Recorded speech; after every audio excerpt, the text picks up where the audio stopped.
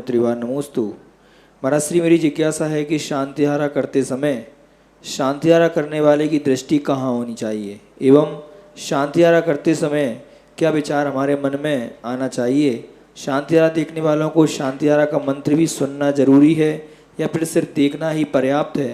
और देखने वाले को शांतिहारा देखते समय मन में ऐसा क्या विचार करना चाहिए? कृपया समाधान करने की कृपा करें। शांति धारा करते समय भगवान के ऊपर अपनी धारा पर दृष्टि टिकाओ और बीच बीच में वो जल जहाँ से बहता हुआ जा रहा है उस प्रभायमान को देखो, गुणों का चिंतन करो। भगवान जितने गुणों के चिंतनधारी हैं वे सारे गुण मेरे में प्रकट हों और इस प्रकार का वह भावना भाना चाहिए कि भगवान अनंत गुणों के धनी हैं, भगवान 46 गुणों के धनी हैं, भगवान समस्त रिद्धियों से संपन्न हैं, भगवान अनंत चतुष्टय से युक्त हैं। इन सारे गुणों को स्पर्श कर रही है आत्मा। आत्मा के स्पर्श यानी आत्मा के साथ तादात्म्य संबंध है और वह आत्मा इस शरीर को स्पर्श कर रही है और शरीर को जल स्पर्श कर रहा है। ये बिल्कुल कोरोना सिस्टम है।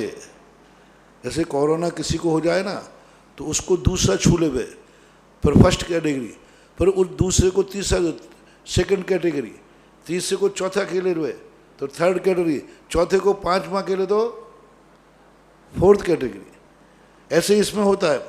गुण आत्मा को स्पर्श कर रहे हैं, आत्मा में है, आत्मा शरीर को छू रही है, शरीर को जल छू रहा है तो जल के अंदर वे गुण उसमें प्रकट हो रहे हैं।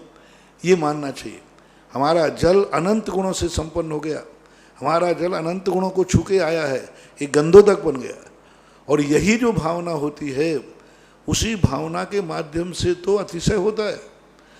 महाराज जैसे उसमें कहा त्वत्पाद पंकज रजो में, इस रज ने भगवान को छुआ है, भगवान के चरणों को छुआ और ये चरण आत्मा को छू रहे हैं।